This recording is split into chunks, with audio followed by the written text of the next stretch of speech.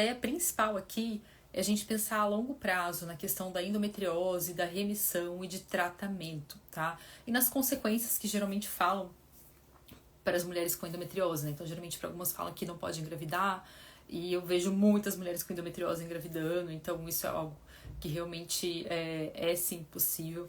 Mas lembrar que a endometriose, e quem não me ouviu falar ainda sobre isso, eu tento falar bastante, mas a endometriose não é uma doença causada por alteração hormonal. Não é uma alteração hormonal que leva à disfunção da endometriose. A endometriose ela é responsiva aos hormônios, mas ela não é causada por uma alteração hormonal. Assim como se a gente pensar, por exemplo, num câncer de mama, ele não é causado por um hormônio, ele é responsivo a um hormônio. Então, alguma alteração naquela célula, geralmente alterações imunoinflamatórias, alterações de funcionamento celular, de intoxicantes, alguma alteração naquela célula levou ela a funcionar de uma forma diferente, uma forma fora da regra. E ela, como ela é uma célula de um tecido que responde ao hormônio, essa célula, mesmo fora da regra, mesmo disfuncionante, vai responder a um aumento hormonal. Por isso que eu bato muito na tecla que o tratamento para endometriose não pode ser só com o uso de bloqueadores hormonais, tá? E cada vez mais, mesmo os médicos mais tradicionais, né, ou os médicos têm tido essa visão da integralidade. E aí a gente entra muito na discussão de ter uma dieta anti-inflamatória. Então eu já vou falar também quais os cuidados de se entrar numa dieta anti-inflamatória sem orientação quando você tem endometriose, tá? Mas antes eu queria trazer uns dados que é o seguinte, sobre essa questão da recidiva, né? Então, o que eu percebo muito é que as mulheres com endometriose, com razão, uma vez que elas passaram por uma cirurgia, elas têm muito, muito medo de ter a recidiva, de ter que passar por uma cirurgia novamente, ou de voltar a ter dores. Então, isso é algo, assim, muito crítico pra gente considerar, tá? Mas, vamos lá, para alguns dados, ó. Então, são dados que tá no livro da Helena Campiglia, e ela se baseou em alguns artigos. Então, a taxa de recidiva da endometriose em casos leves em 1 ano é de 20%, em 5 anos é de 40%, e para casos mais avançados em 5 anos é de 74%. E muitas vezes o que se vende é, se você tomar uma progestina, se você usar um anticoncepcional, em 5 anos a gente garante que você não vai ter um retorno da doença e você fica protegida desse retorno. Mas na prática não é isso que a gente vê que acontece. Então, por isso que, mesmo que você esteja dentro de uma conduta que aborda as questões mais tradicionais, cirurgia, diomirena, progestágenos, você precisa se agilizar para começar a atuar nas causas da endometriose, pensando no processo imunoinflamatório em paralelo. Porque as chances de recidiva não são baixas, tá? Então, pensando novamente nessa questão, eu tinha um tecido que estava disfuncionante, que responde ao hormônio. Agora eu não tenho mais o hormônio, mas eu ainda tenho um estímulo no meu corpo para um tecido disfuncional. Então, enquanto eu não atuar nessa questão, eu vou continuar com esse estímulo muito alto. E dentro da endometriose, assim como nas doenças autoimunes, eu não gosto de falar do termo cura, eu gosto de usar o termo remissão. Qual que é a diferença? E talvez para a maioria das questões a gente deveria usar remissão, a não ser que seja um caso infeccioso. Então a gente se cura de uma gripe, ainda assim a gente pode pegar outra gripe, mas quando a gente tem uma alteração imunológica, autoimune, uma alteração imunoinflamatória, a gente teve a redução dos disparos para aquela alteração. Então, com isso, eu entrei em remissão, eu não manifesto mais aquela alteração. Porém, se você voltar para um ambiente favorável, você volta a manifestar aqueles disparos também. Quando a gente pensa... Talvez vamos pensar num processo mais básico do emagrecimento. Então, todo mundo tem potencialmente a chance de acumular mais gordura no corpo se entrar em hábitos muito não saudáveis, digamos assim, como generalizando aqui, tá? Que a gente já discutiu sobre isso também, que tem outras questões. Então, potencialmente, todo mundo tem essa alteração. Se você sai e começa a ter hábitos saudáveis, praticar atividade física, comer saudavelmente, você tem uma remissão do seu excesso de peso. Se você voltar para contextos anteriores, você tem novamente um disparo. Então, na endometriose, a gente tem que pensar muito nisso. O que é ter essa remissão? Eu sei o que eu estou já com os disparos bem reduzidos e controlados, mas eu sei que se eu descambar total aqui, de tanto descambar emocionalmente, nutricionalmente, não cuidar da minha imunidade, do meu sono, se eu continuar num ritmo fora do que é um autocuidado por muito tempo, ela tem uma chance de voltar. Então, isso traz também a questão, eu falo que é como se a gente tivesse um calcanhar de Aquiles. Se você tá dentro de um padrão em que aquela alteração dispara, aquele hábito dispara um processo de alteração, a vida inteira você vai ter que olhar para aquilo, né? Então, é muito meio que nesse sentido que a gente pensa também nas alterações imunoinflamatórias, tá? E o que quer dizer imunoinflamatória? Então, tem uma alteração imunológica que causa um disparo inflamatório. E quando a gente pensa nesses processos, a gente pensa muito, muito no intestino. E até tem já algumas teorias, ou esse nome imunoinflamatório já é descrito hoje em literatura, então a gente sabe que tem alterações tanto dos macrófagos quanto dos mastócitos nas células, no arquétipo, no perfil da endometriose, mas principalmente, novamente ligado à questão da permeabilidade intestinal, que está muito relacionado também com todos os processos de doenças autoimunes. Então, o que é a permeabilidade intestinal?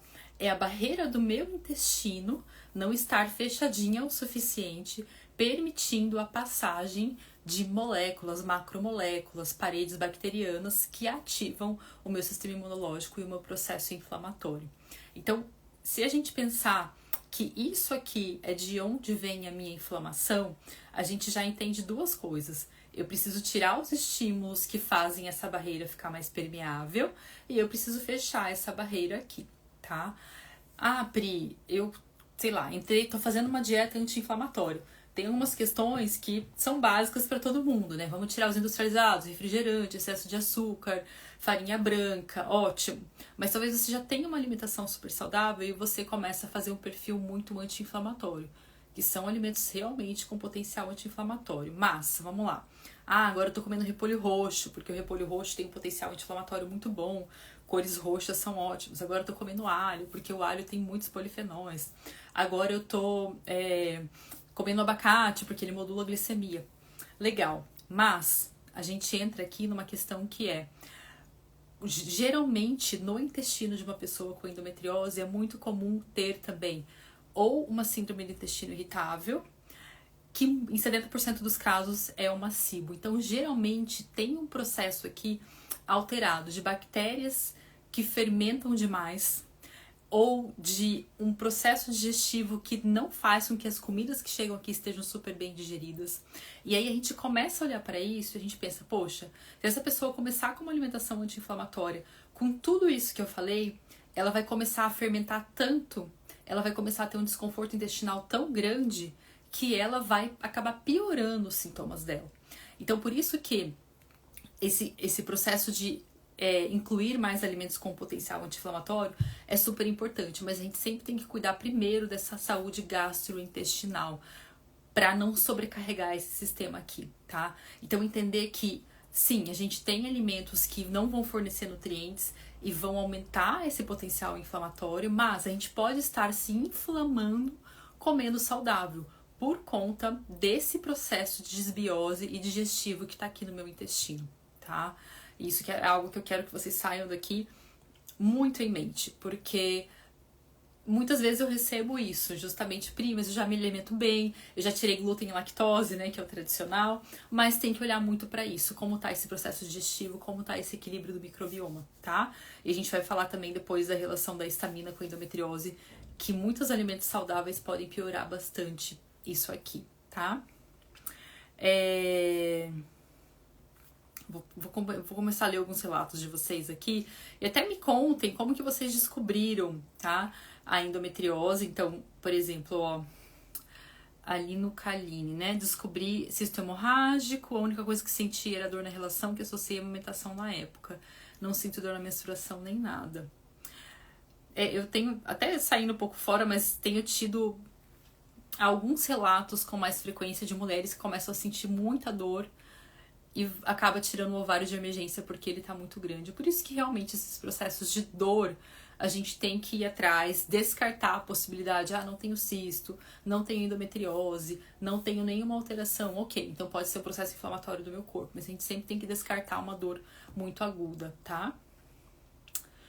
A Fernanda veio operar. E aí até no processo da cirurgia de endometriose, antes e depois, eu geralmente peço para fazer esse preparativo. Vamos reduzir os alimentos fermentativos, porque no processo depois, pós-endometriose, se você tá com a barriga ali super estufada e distendida, você vai dificultar muito essa recuperação, você vai continuar sentindo dor, tá? Até me contem aqui, quem tem endometriose, vocês se reconhecem nesse perfil de um intestino que estufa, de alterações intestinais, de já ter tido um diagnóstico de síndrome do intestino irritável, tá? E até saiu um estudo relativamente recente mostrando a relação de doença celíaca com alterações ginecológicas. Então, doença celíaca aumentando miomas, aumentando ovários policísticos e aumentando endometriose, tá? É claro que, por isso que eu falo, vamos entender, tá? Eu sinto mal quando eu como glúten, mas vamos entender o que é esse mal. É um mal porque o glúten também é uma proteína que pode ser fermentativa, também pode facilitar o aumento da permeabilidade intestinal, ou é um mal porque você realmente tem uma sensibilidade celíaca ou não celíaca ao glúten. Então isso tem que sempre deixar muito claro, tá? E muitas vezes vão ter pessoas que vão digerir bem glúten, vão digerir bem lácteos, mas às vezes o que aumenta a permeabilidade é a clara de ovo, ou às vezes é realmente esse processo digestivo que está muito alterado. Então a gente precisa olhar bastante para isso, tá? E aí uma outra questão que tem se relatado ultimamente, quem ouviu minhas últimas lives tem visto que eu falo bastante de estamina, porque na sensibilidade à estamina a gente tem muitas manifestações ginecológicas e na saúde da mulher, então ansiedade, insônia, alterações do ciclo menstrual, além dos processos alérgicos. Então ela realmente impacta no corpo como um todo, né? E o que eles têm visto é que o tecido endometrial tem uma maior produção de estamina, tá? Então além da gente ter, a gente tem a sensibilidade à estamina, que a gente já tem uma tendência, digamos, né? Então seria genética, eu não tenho uma enzima suficiente que digere estamina, mas a maior parte dos casos é uma sensibilidade à estamina adquirida. Então você consome muitos alimentos ricos em estamina e você tem uma deficiência de alguns nutrientes que não digerem bem isso, ou você tem bactérias no seu intestino que produzem muita estamina, ou fungo também, que é muito comum, ou você passou a piorar a sua sensibilidade à estamina depois do Covid, que é o que eu tenho visto bastante também. Então a gente entende que esse processo já está existente e junto disso tem um tecido do endométrio que produz muita estamina. E aí são os momentos, às vezes, que você sente dor. Então, dores muito características na ovulação ou no período pré-menstrual. Você, às vezes, pode não sentir nada no útero, mas você pode ter uma sensação de cistite, da bexiga muito sensível. Então, tudo isso são pontos para olhar também. E, no caso da endometriose, a gente teria, além desse contexto, esse tecido sempre produzindo estamina. Então, é uma coisa mais pro corpo comer, pro corpo digerir, tá? E aí o que a gente faz nesses casos, né? A gente tenta entender quais são as causas e realmente tirar os alimentos com maior quantidade de estamina. Então, para vocês terem novamente uma noção de que mesmo tendo uma alimentação saudável, às vezes você não está tendo uma alimentação terapêutica que considera esse contexto dentro do seu quadro. Então eu falei ali, dei o exemplo do repolho, do alho, que são os anti-inflamatórios, mas poderiam estar piorando esse processo de distensão e da permeabilidade intestinal. E no caso da estamina, por exemplo, tomate, berinjela, espinafre, o cacau, que tem muitos benefícios, mas quem tem essa sensibilidade pode sentir bastante. A questão da castanha de caju, então às vezes deixou de consumir laticínios, mas começa a consumir queijo de castanha de caju, requeijão de castanha de caju, sobremesa de castanha de caju, ela libera muita estamina também, tá? Então por isso que às vezes a gente pode ter a sensação de que estamos nos cuidando, e de fato estamos fazendo o nosso melhor dentro do contexto que a gente sabe, mas ainda assim não com o foco realmente terapêutico para o caso da endometriose, tá?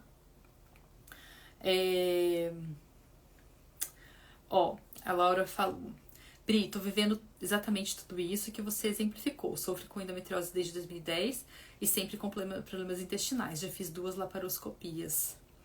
Eles andam muito juntos, tá? E fora que existe, mesmo que você não tenha endometriose no intestino, né? Tem muito essa relação de causa e efeito. Fora que às vezes a gente tem o tecido endometrial no intestino. Então, alguns sinais disso. Então, por exemplo, no período ali menstrual ou pré-menstrual, você pode sentir às vezes que você tá com uma evacuação muito dolorida. Então, não é uma dor só no final do ânus, mas é uma dor como se fosse no reto, né? Às vezes sai sangue nas fezes, bem nesse período, especificamente nesse período. Então são coisas para ficar bem atenta e ver se pode ter ali uma relação dessa presença do tecido endometrial no intestino também, tá? E tratando o SIBO. Então é isso, realmente o tratamento da endometriose geralmente envolve o tratamento com a SIBO, tá? E a SIBO é o supercrescimento de bactérias no intestino delgado. Ela pode ter N causas. Então, por exemplo, ela pode ser que num passado você teve uma intoxicação alimentar, você se curou da sua intoxicação alimentar, mas essa intoxicação causa uma alteração na motilidade do nosso intestino, como se fosse realmente um processo autoimune. E essa alteração, até onde eu sei, até onde eu li, a gente não consegue reverter ainda, tá? Tem alguns estudos mais recentes que falam desse processo de tentar reverter, mas até aqui no Brasil a gente não consegue identificar esses anticorpos, mas eles existem, essa análise de anticorpo que geralmente é feita em estudo. Então é uma possibilidade. Olha, uma vez, numa viagem, eu comecei a ter problema no intestino, né? Outra questão, às vezes algumas quedas que causaram alteração da motilidade do seu intestino e vão piorando todo o processo ali de as coisas ficarem mais paradas também, tá? Então são algumas coisas que podem levar ao quadro de SIBO. A presença de parasitas, a presença de sensibilidades alimentares, uma baixa digestão, o próprio uso de medicamentos, né? Então antibióticos com muita frequência, o próprio uso de anticoncepcional, não que ele vai causar SIBO, mas ele aumenta a permeabilidade intestinal. Então por isso que eu questiono muito se essa conduta tradicional de usar os anticoncepcionais, ok, ela pode ser temporária quando uma mulher tem muita dor, mas a longo prazo ela piora a permeabilidade intestinal, ela piora o processo inflamatório, ela não deixa o corpo produzir progesterona, que acaba sendo um protetor disso. Então são coisas pra gente ir considerando e tentando mudar ao longo do tempo, tá? A Oli falou, tem um intestino inflamado e desbiótico, endometriose profunda. Cuido da alimentação faz mais de 1 ano e não consigo melhorar a função intestinal. Sofro com diarreias e má absorção de nutrientes. E realmente tem que entender isso, né? Então a diarreia ela pode ser uma síndrome do intestino irritável do tipo diarreia. Ela pode ser, às vezes, realmente uma sensibilidade alimentar, né? Então, considerando esse contexto da doença celíaca, por exemplo, ela pode ser eventualmente uma parasitose, então a gente tem que entender isso e tratar isso. Muitas vezes os tratamentos ficam só ali na dieta low FODMAPs, que são as dietas com baixos fermentativos. E o que eu falo muito para as minhas alunas e deixo muito claro a dieta low FODMAPs, ela vai melhorar sintomas, mas ela não pode ser o tratamento. Então, a gente faz dieta low FODMAPs por até 8 semanas, mas ela não é quem vai mudar a desbiose do seu intestino, né? A gente sempre precisa usar nutrientes e coisas que vão reduzir essa inflamação intestinal e mudar ali o quadro de desbiose mais a longo prazo, tá? Olha só, vocês realmente se identificam com a parte da distensão, né? Abdômen bem estufado. Menstruação. Essa questão da posição também, a dor dependendo da posição que tá, ou na relação, ou em outras questões, né? Super me identifico com isso, a Ana Beatriz falou, principalmente depois que eu operei. Minha distensão abdominal começou depois da cirurgia. E uma outra coisa super importante também que eu falo a partir disso que a Ana Beatriz relatou. Se você já fez cirurgia de endometriose, quase que obrigatoriamente recomendo fazer uma osteopatia, tá? Por quê? Porque pensem ali que os órgãos dentro da nossa pelve são todos muito próximos. E pense quando você faz um machucado, como em volta do machucado a pele fica mais ressecada, né? Então, facilmente a gente tem contraturas nessa musculatura interna e muitas vezes isso dificulta o intestino de funcionar. Quando você vai ver, você fez a cirurgia ali no útero, no ovário, mas o intestino, não, mesmo que não tenha mexido nele, ele tá todo ali, né, contraído, com contraturas. Então, soltar essa pelve, procurar um profissional, um bom profissional de osteopatia que trabalha com osteopatia visceral, pode ajudar muito, principalmente nesses casos que foi pós-cirúrgico, tá, Ana?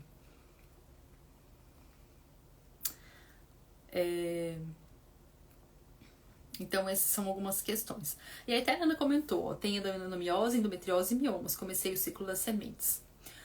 Ótimo, Nanda, porque você tem três fatores que são estimulados por questões hormonais, mas não necessariamente causados por eles, né? O mioma é até mais, tem uma relação mais direta com a parte dos hormônios, porque dependendo como tá essa conversão hormonal e dependendo da quantidade de hormônios que você tem, mais vai crescendo esse mioma, né? E por isso que a gente fala do ciclo das sementes, ele pode ajudar. Então, ele pode minimizar esse excesso de estrógeno e facilitar parte da detoxificação dele. Mas lembrando, no caso da endometriose e da adenomiose, nem todas as mulheres vão ter um excesso hormonal, nem todas elas vão ter uma predominância estrogênica. Você pode ter níveis normais de estrógeno e mesmo assim ter endometriose, tá? O que pode acontecer muito, que está conectado de certa forma com endometriose, é realmente a questão dos xenoestrógenos, então os contaminantes ambientais que têm um estímulo estrogênico de alguma forma. E até essa é uma das questões... Até onde eu sei, a gente não tem ainda uma validação para a endometriose ser uma questão genética, tá? A gente pode ter alterações em paralelo que facilitam o desenvolvimento. Então, eu tenho uma dificuldade de detoxificação hormonal, eu tenho uma facilidade para ter um aumento de permeabilidade intestinal. Mas a gente vê que muitas vezes na família a mãe tinha endometriose, as filhas têm, talvez as netas tenham. Então, a gente fala muito dessa questão transgeracional. O que é transgeracional? A diferença de transgeracional para genético. Transgeracional é algo que você teve contato com o seu ambiente e você passou para outras gerações. Então, por exemplo, quem teve contato com a bomba atômica pode ter tido alterações que sentiu no corpo e levou para as próximas gerações que não eram genéticas, mas foram transgeracionais, tá?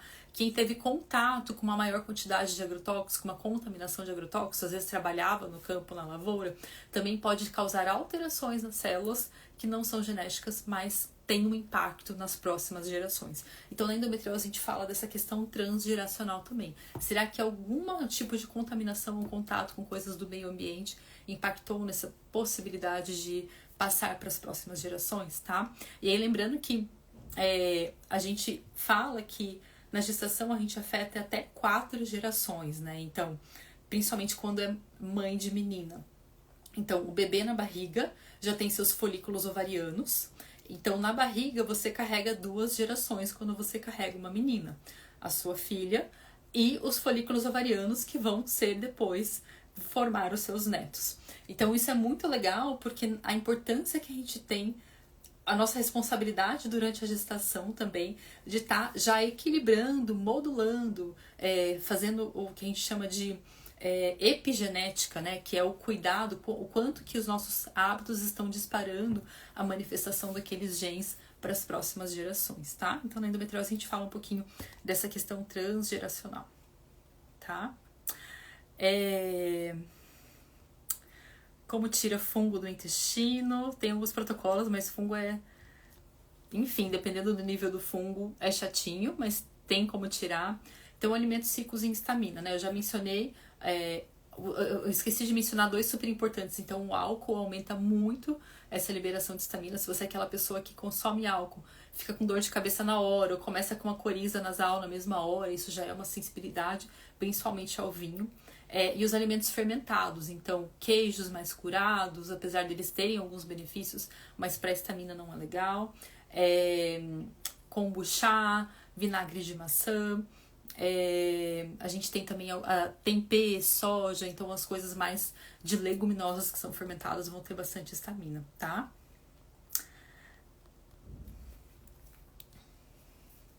Então vamos lá. A outra etapa, gente, pra gente considerar na endometriose, então eu tô compartilhando aqui realmente os pilares do meu protocolo da dentro do ciclo da mulher. E é claro, lá eu falo com mais profundidade para as meninas o que elas fazerem.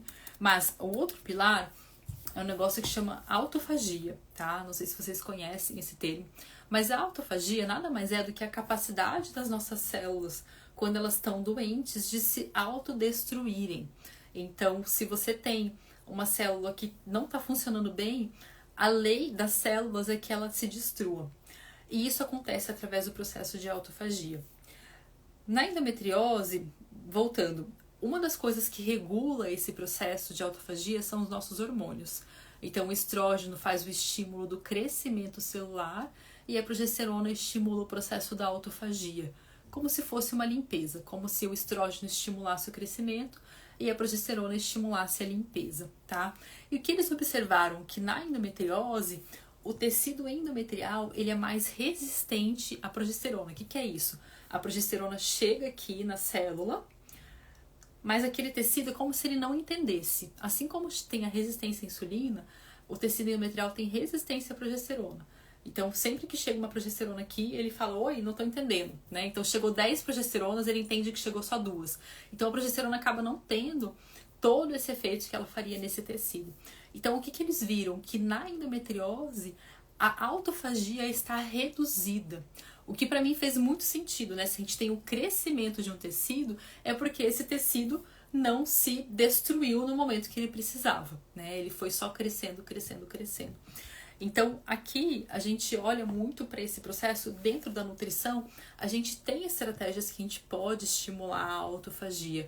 Então, desde algumas dietas que estimulam a autofagia, quanto alguns suplementos que estimulam a autofagia, quanto a própria modulação de estrógeno e progesterona, facilitando esse estímulo de autofagia. Então, é algo bem legal, uma perspectiva bem nova para a gente considerar aí também dentro do processo da endometriose, tá? Ó, então vamos lá. No dia 1 menstrual é normal evacuar 3 vezes no formato tipo 1. É normal no dia da menstruação a gente soltar o intestino, tá? Porque o útero ele se contrai através de estimuladores inflamatórios que são necessários, que são as prostaglandinas. Então, essas prostaglandinas fazem o útero se contrair. Isso é um processo que precisa acontecer. Quando é um caso de ter diarreia, por exemplo, então o que pode acontecer? Essas prostaglandinas que estão estimulando o útero estão em excesso e elas também estimulam muito o intestino. Então, pode ser que você evacue mais, principalmente porque antes da menstruação, com o aumento da progesterona, a gente tende a ficar com o intestino mais preso. Mas, quando é uma coisa assim, de realmente soltar demais, uma diarreia, né? Aí eu já penso realmente nesse excesso de prostaglandinas, que seria já um marcador inflamatório, tá? A Cris falou, né? Tenho endometriose há mais de 10 anos, já perdi meu útero, o repolho me dá muitos gases, me estufa. E aí a Cris falou de uma coisa muito interessante, tá? Assim, eu tirei meu útero, né? E tem até casos que a endometriose, mesmo tirando o útero, ela acaba tendo focos em outros lugares porque ela já estava ali presente. Mas sim, a probabilidade é bem menor, tá? Mas o que ela tem ali? Ela tem uma causa subjacente que já estava provavelmente ligada com a endometriose e que continua existindo, que eu ainda estufo, eu ainda tenho um desequilíbrio intestinal, né? Então, às vezes a gente, resolvemos esse problema aqui, mas o que essa outra questão pode estar afetando na minha vida ainda? Será que ela não me dá, por exemplo, uma alteração de névoa mental? Será que ela não me dificulta a absorção de nutrientes, né?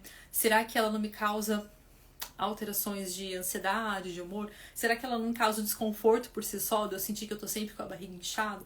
Então, por isso que a gente olhar para essas questões subjacentes, às vezes, por mais que pareçam ser mais demoradas e de longo prazo, eu falo que sempre em algum momento a gente identifica, né? Tem até uma senhora também que eu já vi, né, com 63 anos, e ela teve endometriose. E aí, conversando com ela, o que eu percebi? Que ela tinha muita questão da estamina ainda presente. Então, às vezes, ela fica inchada, ela fica com muita enxaqueca. Então, eram coisas que estavam conectadas, mas ainda assim, né, ela tá ali, essa questão, essa causa subjacente ali, tá? Essas alterações intestinais que vocês mencionaram mais. Ainda estou aprendendo descobri há pouco tempo que tem endometriose. Você falou agora sobre cirurgia. Cesárea também dificulta a disfunção do intestino? Ah, legal, que a Dayana falou. Então, assim, Não posso afirmar que a cesárea dificulta a disfunção do intestino, mas qualquer intervenção pélvica, incluindo a cesárea, podem causar essas contraturas viscerais e isso pode sim afetar a função do intestino, tá? Então, indiretamente, qualquer intervenção pélvica pode atrapalhar os outros órgãos e afetar a função do intestino. Então, quem fez essas intervenções vale muito a pena realmente olhar para a parte da osteopatia, tá? Exames normais, mas endometriose profunda. Fiz cirurgia há um mês, intestino não funciona muito bem. A Nicole tocou num ponto que é assim, exames normais, né? Eu bato muito nesse ponto, que me acompanha há mais tempo. O que é um exame normal? E que exames que a gente avaliou, tá? Quando a gente avalia um exame, a gente sempre tira uma foto de um estado, de um momento. A gente pode estar achando normal porque ele está dentro da referência do laboratório, mas ainda assim está fora de um padrão de idealidade. A gente pode estar achando normal porque a gente não avaliou todas as possibilidades de exame que existem para aquele quadro, né? Então, eu avaliei, sei lá, o meu CA125, ou avaliei minha vitamina D, tá tudo normal? Ok. Mas a gente tá olhando, por exemplo, para um exame de microbioma, né? A gente tá olhando, por exemplo, para um exame de SIBO. Então, existe uma infinidade de coisas para serem avaliadas. E mesmo assim, às vezes os exames estão normais mesmo, mas eu falo, uma coisa é a disfunção, é a forma como aquele órgão está funcionando, e a outra coisa é a bioquímica, né? O exemplo que eu gosto de dar, né, que eu sempre dou pense que você tem dificuldade de encostar a sua mão nos seus pés. E aí você começa a fazer 1 milhão de exames. Quando você está de pé, você se dobra e você não consegue encostar a sua mão nos seus pés. Aí você começa a fazer 1 milhão de exames de músculo. Nossa, será que meu músculo está atrofiando? Nossa, será que meu osso está encurtando? Então você começa a fazer 1 milhão de exames e fala, não, tá tudo normal. Seu osso continua do mesmo tamanho, seu músculo não está atrofiando, tá tudo normal. O que está acontecendo nesse caso? Uma falta de alongamento. Então, eu não tenho uma alteração aqui bioquímica, eu não tenho uma alteração da minha estrutura. O que eu tenho é uma alteração funcional. Aquele órgão está sendo mal usado ou pouco usado. E por isso eu tenho um encurtamento, uma falta de alongamento e eu não consigo alongar, né, como eu deveria. Então, esse é um exemplo mais visual para a gente pensar também como, olha, eu não tenho um problema no fígado, mas eu posso ter uma detoxificação reduzida. Eu não tenho um problema no útero, mas eu posso ter uma permeabilidade intestinal que está aumentando no processo inflamatório no meu útero. Eu não tenho problema de vitamina D, né? Mas eu tenho uma permeabilidade intestinal alterada. Então, muitas vezes essa questão do exame, ela não necessariamente é um parâmetro pra gente, tá? E outro ponto que eu sempre tento trabalhar com vocês antes da gente ter uma alteração no exame, a gente tem uma alteração de sinais e sintomas. Antes de você ter uma super alteração, por exemplo, do ferro, da ferritina, do hemograma, você começa a ficar mais ofegante, você pode ter queda de cabelo, você começa a se sentir tonta quando você está sentada e levanta. Então, o nosso corpo, por isso que eu trabalho muito, inclusive lá dentro do Ciclos da Mulher, essa análise das deficiências nutricionais.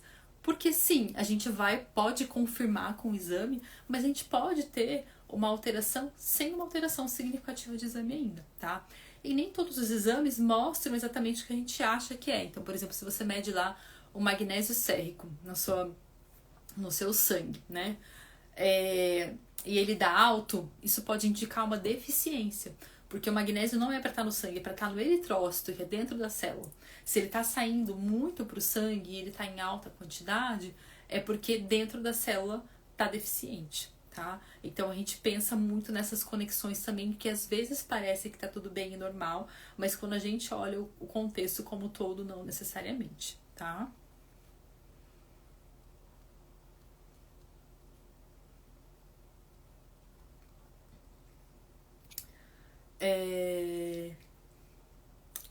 Vocês falaram de fungo, né, que eu comentei aqui.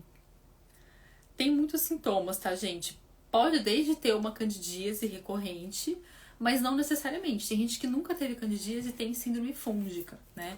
Então, tanto por sinais e sintomas, por exemplo, se tem uma micose na unha, Se tem, às vezes, caspa no cabelo que nunca melhora. Se tem uma vontade de doce louca, exacerbada, mesmo fazendo reposição de nutrientes, não melhora.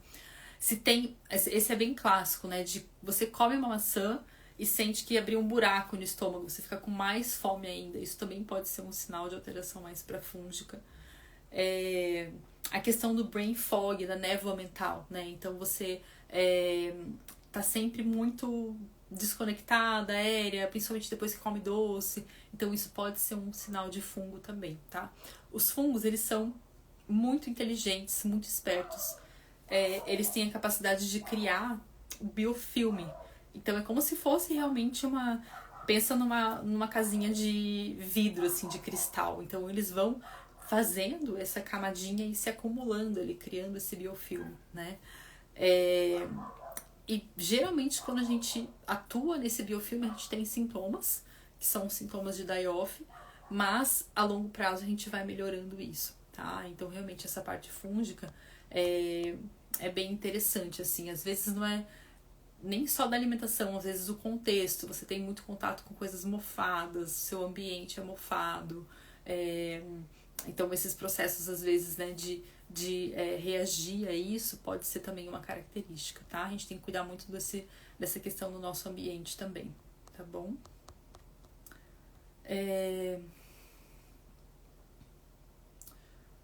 Tá, vamos lá. Por conta da má absorção, eu recebi prescrição de muitos suplementos, um deles é a glutamina. Esse suplemento pode influenciar na proliferação celular e na endometriose? Não. A glutamina é muito usada para, né, um dos suplementos que ajuda nesse processo da permeabilidade intestinal, tá? Se você tá atuando também nesse microbioma, nessas alterações, tá bom? Deixa eu só ver aqui, então, se... Então, a gente falou do equilíbrio hormonal, né? Então, resumindo, gente, para vocês, tá? Os pilares que eu penso dentro da nutrição pra gente trabalhar essa parte da endometriose. Então, trabalhar no intestino, pensando na modulação imunoinflamatória, então entender as causas, trabalhar na microbiota, mudando essa microbiota, não só tirando os alimentos que são fermentativos e melhorando essa permeabilidade intestinal, tá?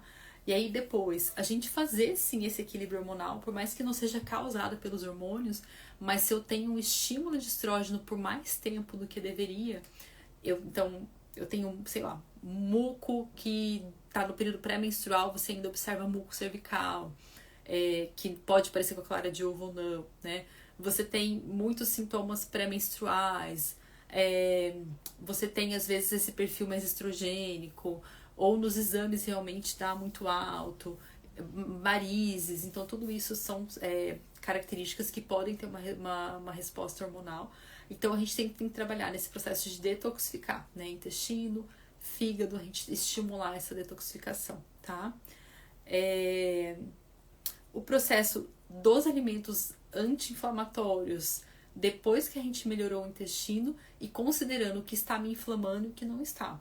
Então, para uma mulher, o alho pode estar inflamando ela, o feijão pode estar inflamando ela, e para outra, sei lá, pode ser um consumo de gordura saturada muito aumentado que muda a questão da microbiota intestinal e aumenta a permeabilidade intestinal, tá? Então, a gente entender também esses contextos inflamatórios de forma mais individualizada e entender que mesmo alimentos saudáveis podem ter um estímulo inflamatório também, né? Então, considerando esse processo da histamina, esse processo dos fermentativos, tá?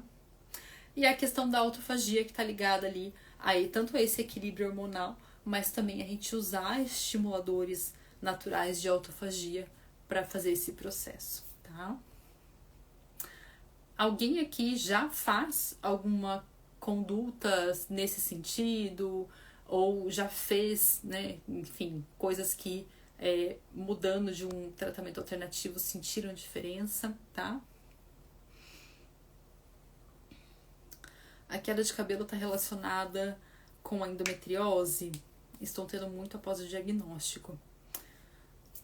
Eu diria que não diretamente, mas pode estar relacionado com as causas, né?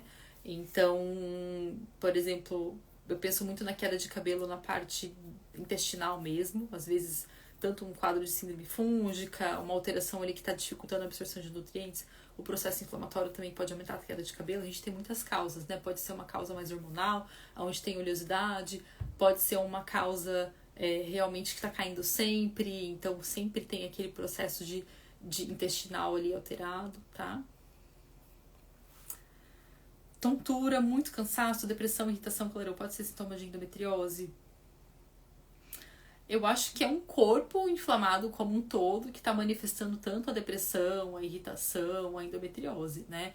Então eu pensaria, talvez, por exemplo, nesse desequilíbrio hormonal, causando mais cansaço, mais calorão, se a irritação e a depressão no período pré-menstrual, eu pensaria mais nisso, né? Então acho que é um todo, assim, eu não acho que a endometriose está causando isso. Eu acho que o ambiente do corpo está favorecendo tanto a endometriose quanto tudo isso aí, tá? Então é isso, assim, não, a endometriose é só mais uma manifestação do que está acontecendo ali no corpo.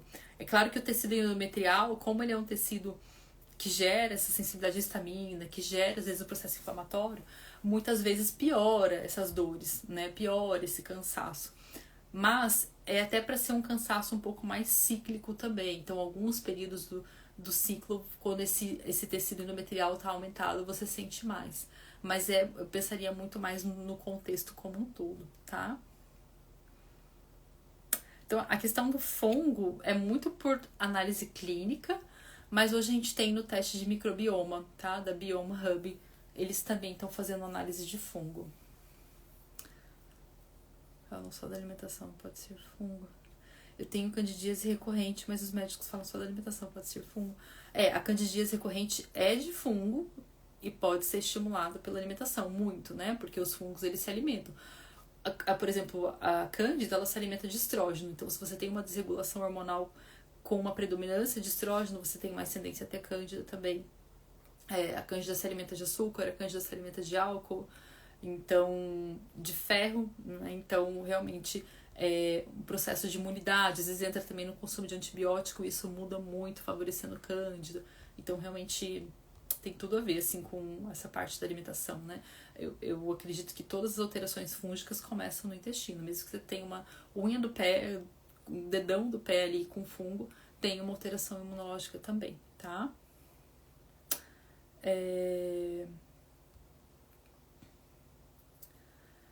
Endometriose pode acarretar acne, mesma coisa, um mesmo contexto pode estar favorecendo isso, tá?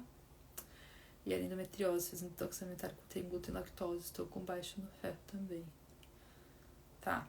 Assim, meninas, retirar o glúten e os laticínios, eu nem gosto de falar lactose e tal, os laticínios, sim, é o primeiro passo, né?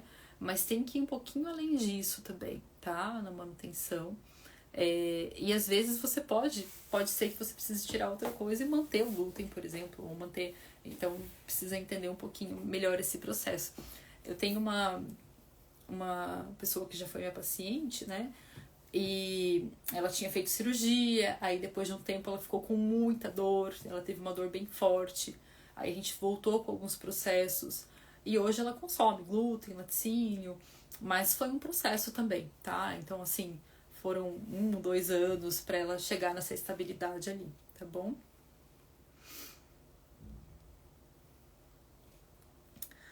Pri, fala um pouco do teu programa. Tá, falo sim. Bom, então, nos ciclos da mulher, a gente trabalha com alguns dos pilares, né? E aí depois a gente tem algumas orientações mais específicas para endometriose. Por que eu não faço um programa só para endometriose, outro só para perimenopausa, outro só para acne? Porque a gente é muito tudo junto, né? Então, como vocês mesmos relataram, eu tenho acne e tenho endometriose. Eu tô estressada e tenho endometriose. Então, quando eu olho para a saúde da mulher de uma forma mais integrativa, eu considero já todos esses pilares, tá? Então, dentro dos ciclos da mulher, a gente começa trabalhando nessa parte de restauração intestinal, mudando o microbioma, e principalmente de vocês tentarem entender quais são esses gatilhos.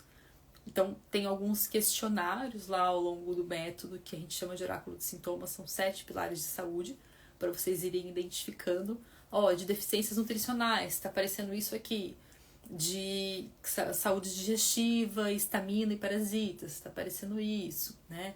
De nível de inflamação no corpo, então a gente vai avaliando essas questões, tá?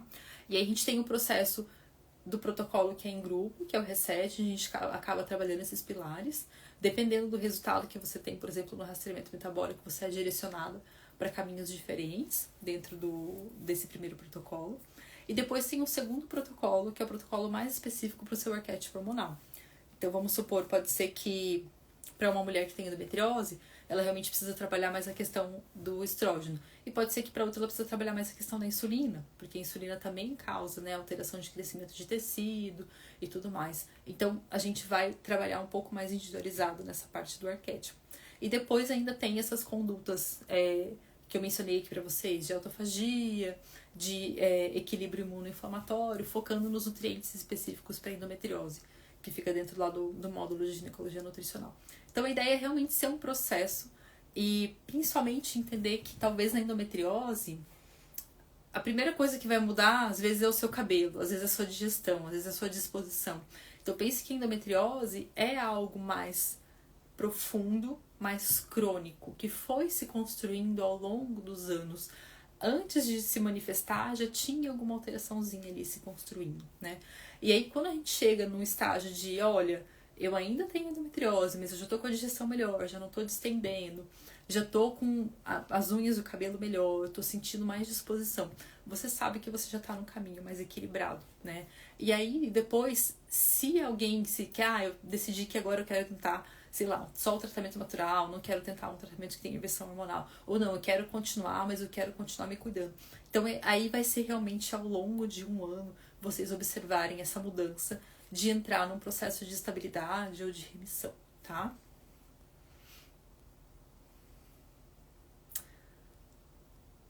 Alguém perguntou ali, ó, a relação da endometriose com Hashimoto, legal. Endometriose e Hashimoto, então a primeira relação que eu vejo, a questão da permeabilidade intestinal mesmo, né? Então, tanto nos dois a gente tem um disparo ali da permeabilidade intestinal. Eu pensaria em investigar essa sensibilidade ao glúten, né? Porque no Hashimoto pode ter essa relação também, tá? E tem uma questão muito interessante aí, que eu até mencionei quando eu falei do uso da pílula afetando a tireoide, né? Que é na predominância estrogênica, então quando a gente tem muito estrógeno, a gente facilita também um processo de alteração ali do funcionamento da tireoide. Não uma alteração imunológica, mas uma alteração desses hormônios da tireoide chegarem até a célula, tá? Mas eu pensaria como causa comum aí dos dois, principalmente essa parte da permeabilidade intestinal, tá? Eu fui tratada por Cândida por muitos anos, porém só parou após tratamento para clamídia. Isso é bem importante de fazer, né? Sempre que você tem um diagnóstico de Cândida, garanta que esse diagnóstico foi feito através de uma coleta, porque pode ter, por exemplo, né, uma vaginose citolítica, confundindo muito com a Cândida, né? Ou outras alterações infecciosas ali, tá?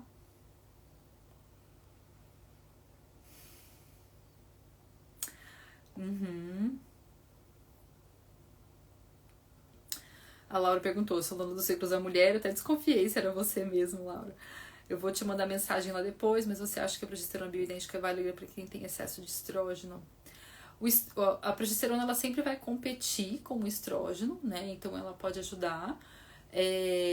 Nos casos de quem está em idade fértil, dependendo ali do momento que tá, se está num período de transição hormonal mais para frente, acho que pode ser legal. Mas nos casos de quem está em idade fértil, eu acho que vale a pena começar lá com o suplemento da perimenopausa, no seu caso, e trabalhar com... Eu não sei se o seu arquétipo deu o arquétipo Afrodite, mas trabalhar com as estratégias dele primeiro.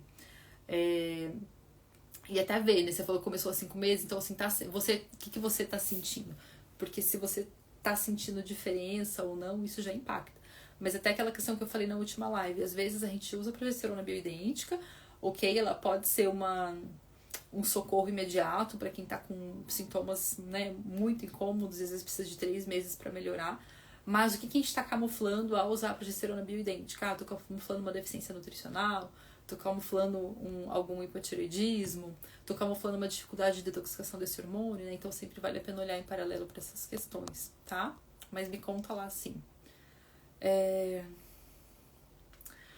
Gestrinona, gente, assim... A gestrinona, não sei se vocês sabem, mas ela é até proibida pelo Comitê Olímpico, né? Ela é como se fosse uma bomba mesmo. e ela tem um efeito mais androgênico do que progesterogênico, mesmo a progestina, mas eu acho menos pior usar um diomirena do que uma gestrinona, tá? Acho bem complexo, assim, essa abordagem. Eu nem chamaria de terapêutica. Tá bom? Meninas, mas é isso. Obrigada pela presença de vocês. Espero aí que, enfim, tenha pelo menos dado esse despertar de ter esses cuidados, independente do momento que você tá. Não abandone também todos os tratamentos, né, sem ter uma orientação. Acho que o principal é vocês estarem com uma qualidade de vida. Eu sei que a endometriose pode tirar muito a qualidade de vida em termos de dor, né, em termos de sintomas, mas pensar que a longo prazo você tem que olhar, né, talvez não tão longo assim, a médio prazo, você tem que olhar aí para essas questões que estão causando e tratando elas para você entrar num processo de remissão e não entrar nessa estatística aqui de recidiva que eu comentei com vocês no começo, tá bom? Oli, pode se organizar e entrar lá no nosso grupo do Telegram, que a gente se ajuda bastante lá, tá? E você não precisa assistir todas as aulas para começar, você pode começar fazendo todos os oráculos de sintoma para você já entender como tá na sua análise hormonal. Você pode já aproveitar e começar a fazer o reset com as meninas essa semana. Então não precisa ficar esperando esse momento ideal, não. Vai fazendo já, vai aplicando lá os princípios. Nem que seja assim, uma coisinha. Eu vou escolher essa semana para aplicar um princípio. Você vai ver que já vai ter uma mudança bem legal, tá bom? Beleza, meninas. A Catarina foi uma das primeiras aí que eu trabalhei com endometriose, né? Já tá com quantos anos, Bob, Catarina? Já deve estar com 5 também, né? Quase 5. É isso, meninas. Um beijo, então fiquem bem, tá? Bom resto de semana aí pra vocês.